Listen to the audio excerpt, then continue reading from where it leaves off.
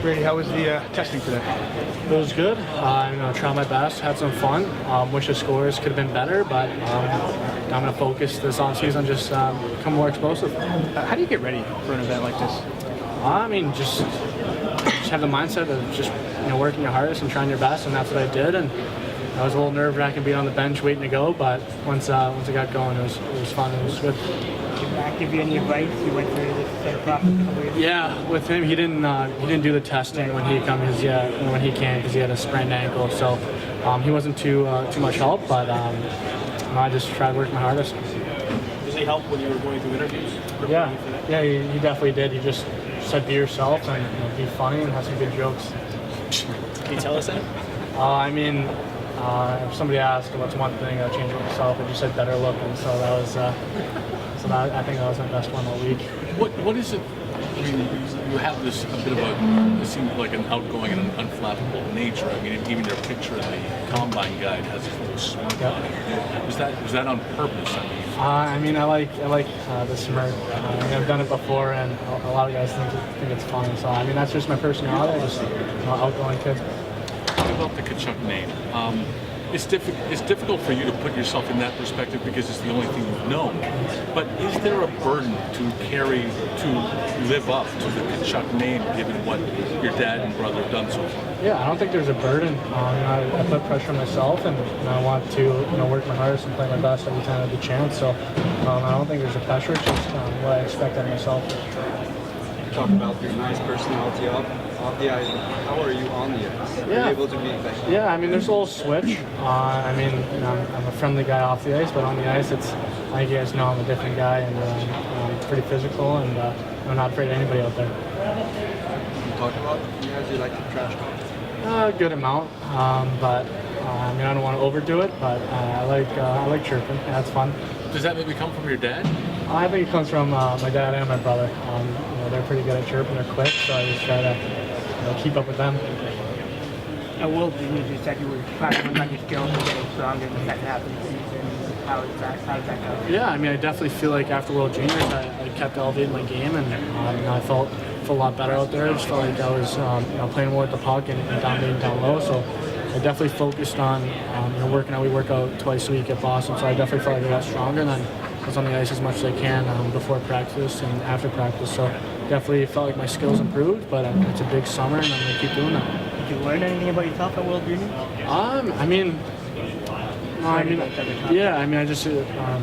I expected to play my best, and I felt like I played my best. And I felt like I can play at that level all the time.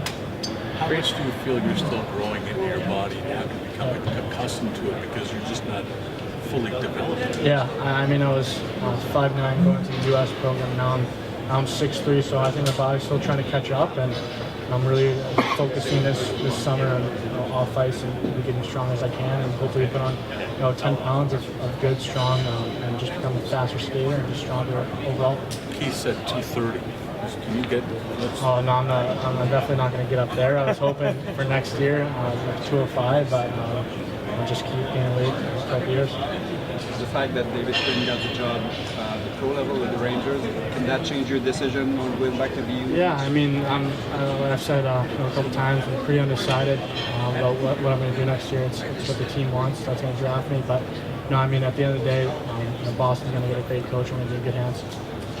Did your dad still give you advice these days? Yeah, of course. I think after every game, we always have something to talk about, whether it's things I did well or things I didn't do so well. So I'm going to text him after this how I did, and we talk every day and about all this stuff. If you have an overall message in terms of Yeah, for him, he's got 2 rules. It's just compete and be a good teammate. So I can do that on the ice and off the ice too with stuff like this, and just congratulate guys and pump guys up after they did well on the test. How do you go back to the U and still planning on making communications? As of right now, yes. But we'll see if I keep improving in that department. But that's a plan. The coach played help you last year. Yeah, he helped me a lot. He really emphasized on good defense, it's a good offense for me, and just work my hardest and have a good stick position and get the puck up and get quick over the ice. So let me turn to one of the questions around that I could ask you. Maybe having the Tkachuk name is motivating in some ways that you have to, Yeah, in that sense. I definitely think it's motivating. The career my dad had, the stuff my brothers had. It's definitely something I want to do, and I feel like I can definitely do it. I was talking to your dad, and he said Matthew wants you to be drafted as soon as possible so you can get out of there as soon as possible. Is that fair? Yeah, Matthew wants to be in and out, so I think that's the big thing, and he wants me to go, like you said, as quick as possible. How badly do you want to go before Zadina and especially as the first goal? Yeah, I mean, obviously I think that's what everybody wants. Those three probably want it, but at the end of the day, it's what the team wants and who they think is going to be the best player. But it's just, I feel like it's just a number, and it's what you do after. So I mean, my mindset's not going to change whether I go, first or third out of the group. Just gonna keep working and keep trying to do my best. Outgoing as you might be, but you're also the captain of the West team. How do you adapt to when you first meet NHL teammates, and how do you fit yourself in? Maybe you can relate back to what happened at BU in some ways. Yeah, I mean, definitely you don't want to overstep at the start, but you still want to be yourself. So when the time comes, I'm just going to be myself, and I'll get more comfortable over time. But no, I'm just still a little bit away, so I'm just going to focus on every day and lead up to it. How much did you pay attention to the kids with the program this year and sort of follow what they were up to? Yeah, I mean, I still follow them on all social media, and I talk to Coach Ford, Coach Lewis a lot, and no, I mean, it was awesome to see how well we all did. But I know they're pretty upset about the final game, but at the end of the day, everybody had an awesome year, and it was so fun to watch. Did you interview with Winnipeg? I interviewed with Arizona, but no Winnipeg. Did you play any other sports growing up? Yeah, I played a couple. I played my second big sport was lacrosse. Yeah, I had to quit after 8th grade year because of hockey. But I played basketball, soccer. Played tennis with my mom and stuff like that, and then just golf in my free time. So we still play basketball around the house whenever we're all back at home. The physicality aspect, does that come from the cross maybe? I mean, I think it comes from whatever we've done at home. I feel like basketball, mini sticks, roller hockey, it got pretty physical. A couple fights here and there, but I haven't fought in a while. It's more verbal now, but it's just I feel like my competitive nature came from all those sports growing up. Did you do any damage growing up? Broken windows. Finally, my dad had to put some plexiglass. You got the Blues guys that can only put some plexiglass on their windows, and broken garage doors, and we played mini sticks. There's a bunch of holes in the wall. But I think that's the most damage we've done at the house. What is it about that program? Because it seems distinct from a lot of other areas at this point. Yeah, well, I mean, the special thing about the St. Louis program, it's everybody's from St. Louis. Some other youth programs with guys from all over the country, but I think it's special how it's all St. Louis kids and we're doing so well. But no, I just feel like all the people that have stayed back have really helped hockey in St. Louis, and now everybody's starting to see it. How much credit do you give the USA Hockey for this? I think they deserve all the credit because the program was the best thing for me.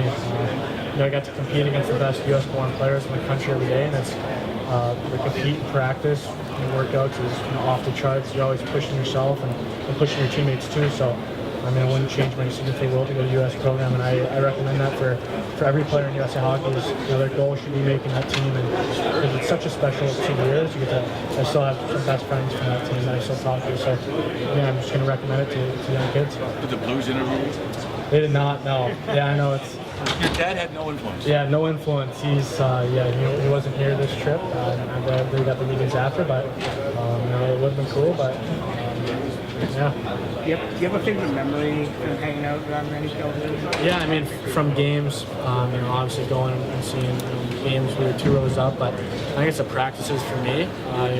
Matthew and I would go on weekends or even once in a while skip school, but didn't want to tell the teachers, but we'd go to the practices and go on the ice before they practice, and some guys that would come out there like David Perron, David Backus, TJ Oshie, those guys would spend their time and while Matthew and I are skating around, they're passing, shooting, joking around with us. So those are some of the memories we have, and then obviously we'd get off the practice and when that final whistle blew, Matthew and I are back on the ice practicing with those guys. But those are probably some of my big memories from being at the NHL rinks.